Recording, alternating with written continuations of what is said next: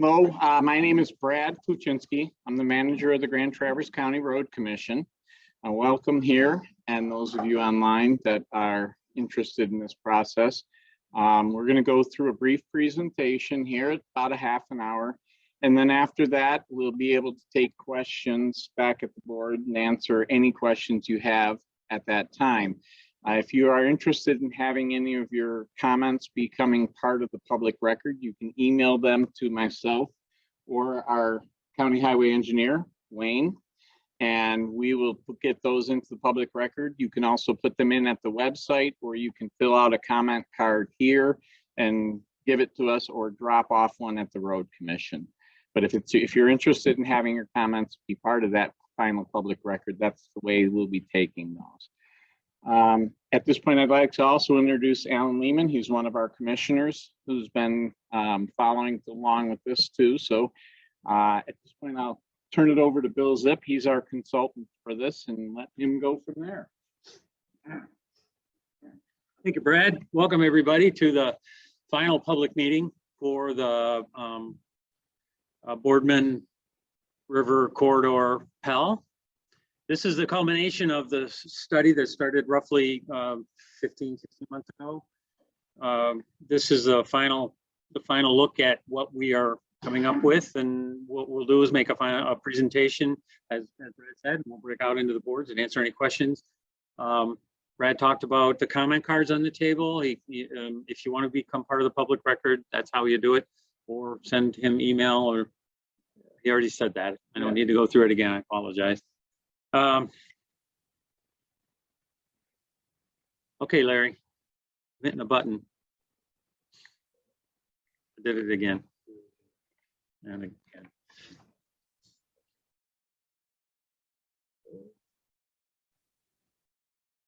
There we go. Thank you, Larry. Yep, no. I apologize.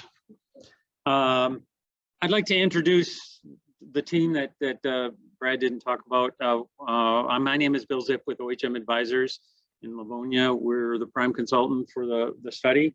We got WSP on board to do planning and traffic. That's Matt Wendling back there. Todd Davis up over on the side. Stu Kogi in the back is our biologist, environmental person to evaluate the environmental impacts. We have Steve Deering online, I believe. He's the only one. Steve Deering is our traffic engineer. He'll be available to answer any questions that may come up. That's all for introductions. I want to take a couple of minutes to give you a brief history of the project, very brief. This project, the potential for a new corridor, goes back 30 some years. The Road Commission has been looking at building a new crossing for a long time. Back in 30 years ago, there was an environmental impact statement processed. It was finalized, design was begun, and when it became time for the permits to be issued by the federal agencies, they denied these permits and the job died. The need is still there. The need has been there for quite some time. So the Road Commission decided to bring it back to life, and we did. OHM was selected to do a east-west corridor study, which is preliminary work to this, to determine the need for it.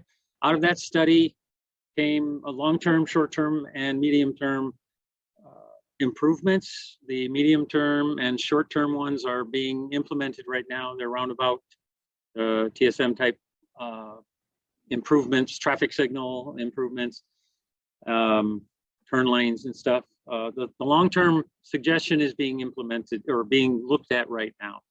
This FPEL that we're doing right now is pre-NEPA. We are at the end of this study. We're going to go through what we looked at. We're also going to go through where we're going. Let me turn the job over to Todd. Thank you very much.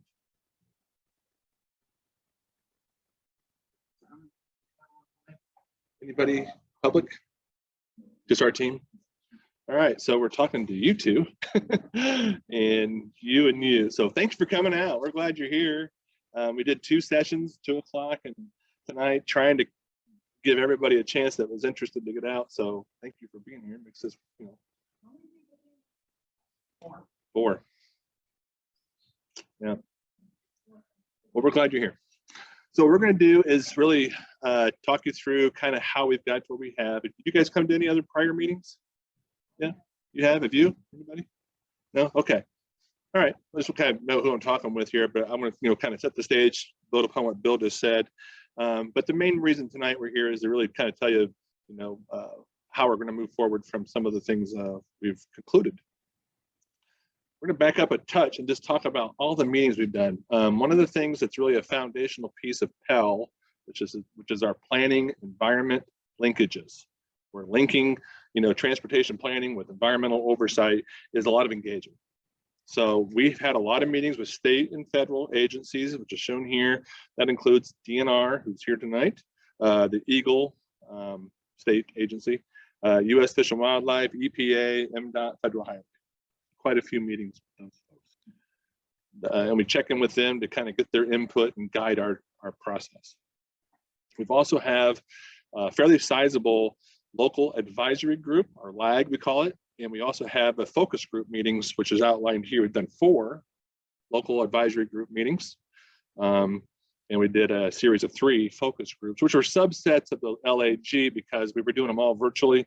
And when you got 30-some people on a call, it's very difficult sometimes to get deeper into issues. So the focus groups are focused on EMS. We did environmental, and we did transportation, like with beta. We've also done 3 public meetings, including tonight. So again, a lot of outreach, a lot of interaction. Again, this process is wrapped around stakeholder input, data analysis, and let's just see where we end up. So we're going to tell you that. This is the list of our local advisory group. We really wanted to make this very inclusive and wide-ranging. A lot of townships, a lot of governmental agencies, but also some environmental groups, which we know with this being over the Boardman, the ecological concerns and the river concerns was something that we wanted to bring these folks into the table. We had our last public meeting November of last year. Where we've come in these last few months is we've had meetings. We did have a meeting right before that with the Conservation District, one on Cass Road there for the Nature Center. We've met with the Grand Traverse County Parks and Recreation Commission twice.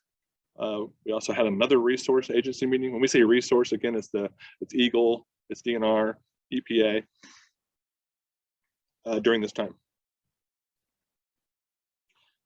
So as Bill mentioned, kind of the purpose for this study came out of the East-West Corridor study.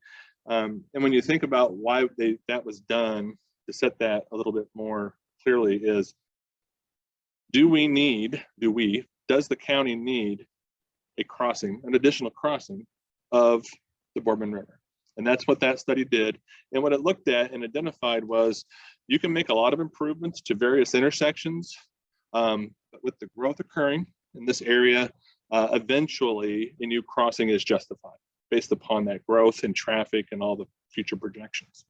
So within the next 10 to 25 years, it'd be good to get that, moving forward. So that's what we're doing today. And we're following again that process. The key features in this corridor area, and again, what we're focused on is, if you're going to build a crossing, an additional crossing, or add capacity to the east-west network across the Boardman River, where?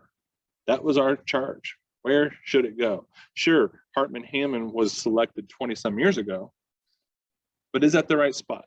Times have changed. So that's what we've been doing. And we started with a very in-depth ecological review, which is what Stu did with his assessment, finding out what's really out there. Wetlands, forested wetlands, high quality fens, stuff like that. But the features that we have, in addition to the river, is we also have the Grand Traverse Natural Education Reserve, the NER, which is running along the river. The Nature Center itself, the building, is a resource. We also have high quality wetlands made up of a variety of types. We've got parks. Parks are very significant.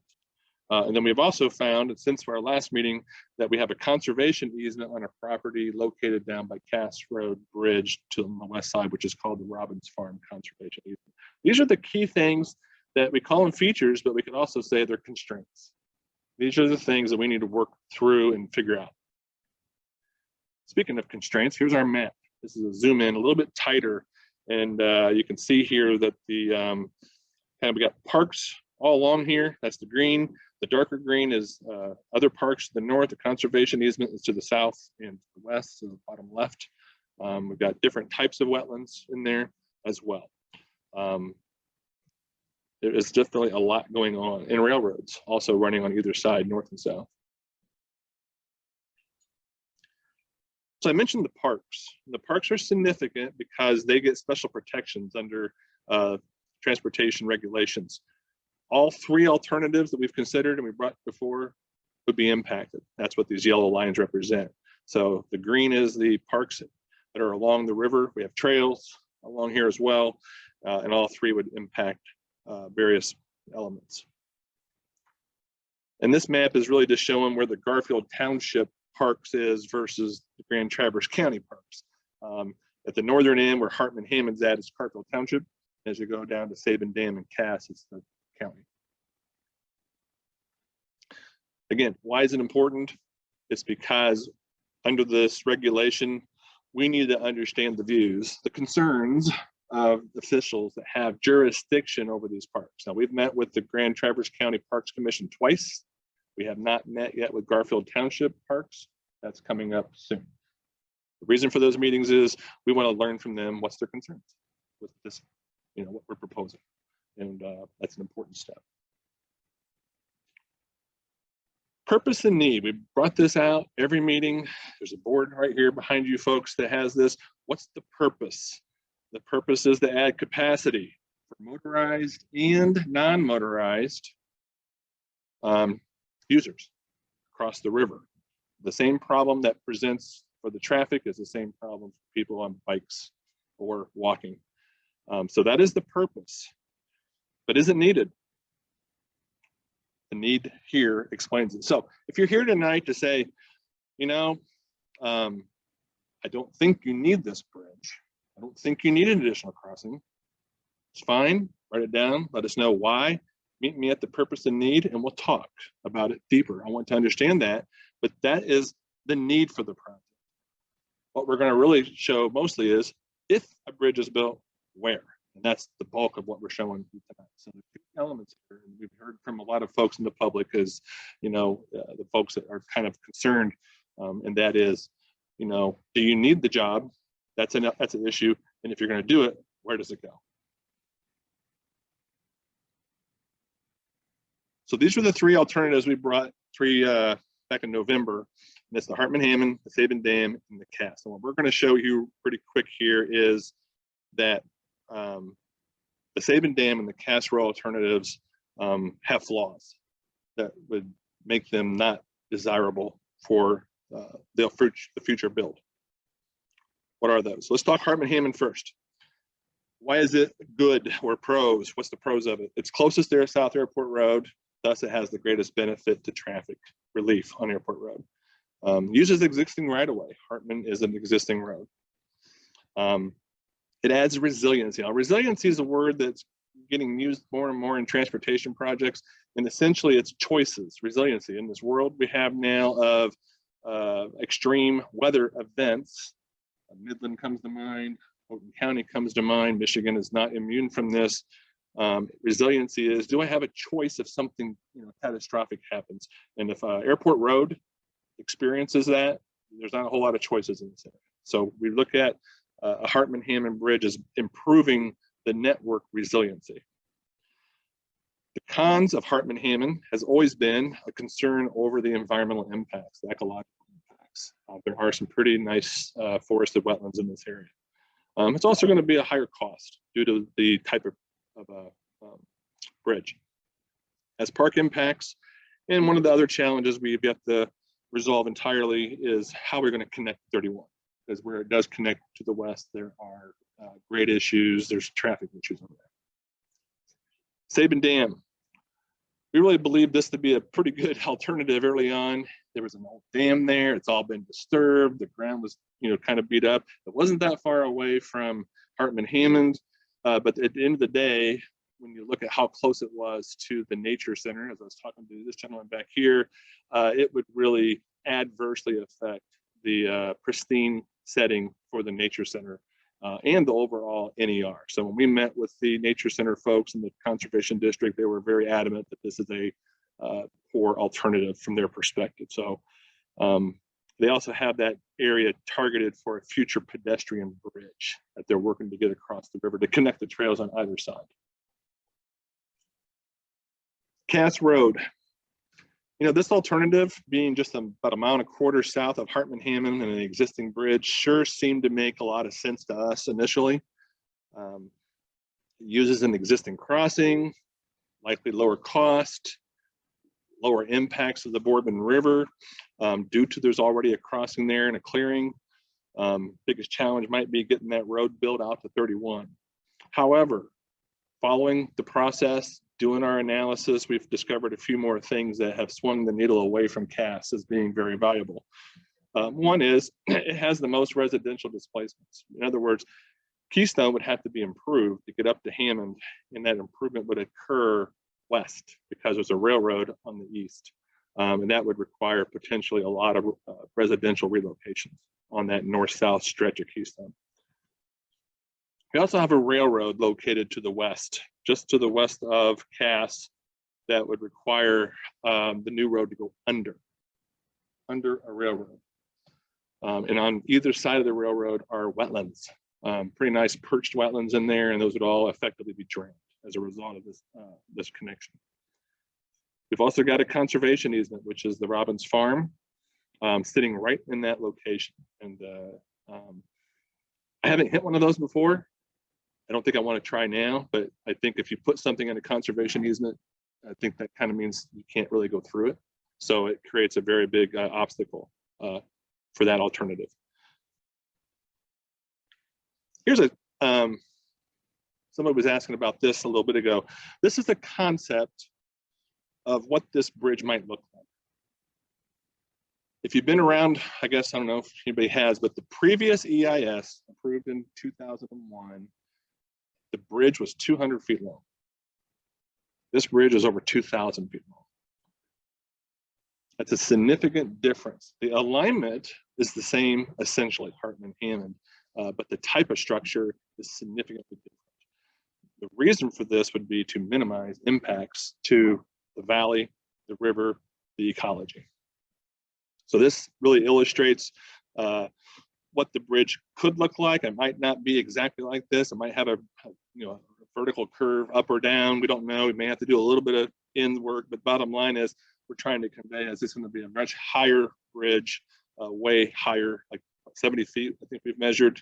And there's a person standing here in the example scaled to show that if you're on the trail under the bridge, how much height would be above you. And these trees are scaled approximately accurately. This exhibit is our Cass Road cross section, trying to illustrate here on the one side going under the railroad, and that there's wetlands on either side. So this was we just wanted to make sure we kind of apples and apples a little bit, and essentially trying to demonstrate that go under a railroad is quite the challenge, and then the adverse effect of the wetlands. So this is how we lay out these alternatives against each other. This left-hand side of the matrix here shows what are we measuring? Permanent wetlands, temporary wetlands, forest fragmentation, traffic, resiliency, displacements, consistency with the master plan. That's a big one right there, partway down. We've had discussions with Garfield Township, and one of the things their township land use plan and master plan shows that the southern limit for development is Hammond. So if these other alternatives could end up being built, could pull development further south into the township, and that would go against what they have currently planned. A new railroad crossing, parkland impacts are in here. Essentially, this is how we do it, and then I can't quite see the colors on there. You might see it better on the monitors, but we're just shaded the ones that we believe kind of tells the story of which one is, I won't say scores higher, but is the better of the alternatives. And of course, we always look at the no build option that's required under the regulations. This tells the story, and we have a board back here that has this, so if you want to spend more time with it, of why Hartman Hammond. Traffic, though, is a factor out here because Airport Road is still one of the issues. So our modeling that we did that looked at 2045 volumes projecting shows that the Hartman-Hammond location would have a positive effect or a reduced traffic on South Airport Road of approximately 37%. That's 13,000 cars a day out of 36,000 cars. I was a little surprised by this, but this is what the modeling shows. So the new Hartman-Hammond crossing would have almost 18,000 cars a day. If you do Sabin, you're only getting 11,000 cars a day on it.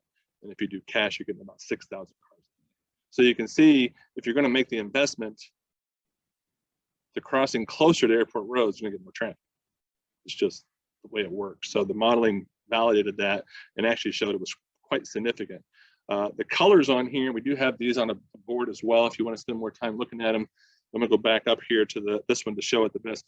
The red is where the growth in traffic occurs. The blue is where traffic decreases. And what is kind of hard to see here, but the network as a whole benefits. There is reduction on traffic all the way up to the Parkway. It's like 2%.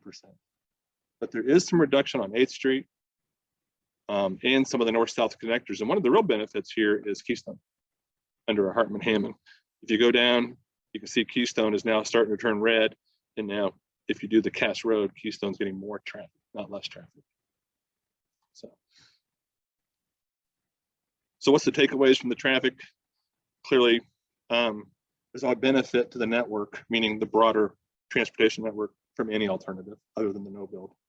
And that your proximity to South Airport Road has a big influence on that. So Hartman-Hammond, the locally accepted alternative. Again, through all those meetings we've had, we just got done doing a bunch of them.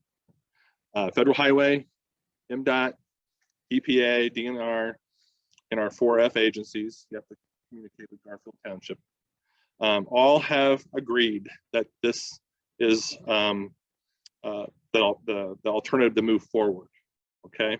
Why? It has the smallest acreage of wetland impacts. It's got the greatest percentage of reduced traffic volumes on South Airport Road and the lowest number of residential displacements. That's just the top 3 bullets of a long list, folks. And they've concurred that Sabin Dam alternative and Cass Road alternative can be removed from further evaluation. So what we're telling you tonight is we're going to move forward with Hartman-Hammond and the no build into the next phase, which is what we call the NEPA phase here, which is National Environmental Policy Act. And this is where we actually do the full blown, in this case, probably likely an environmental assessment. Right now, everything's been kind of high level. We're going to dive deeper into that. So we've been making this journey since November, right? I have the map up on the thing, 2020, and we're going to be wrapping up. When we get done with the draft report, it has to go through reviews, both with the county and MDOT, Federal Highway. Eventually, when it's done, it'll be made public on the website.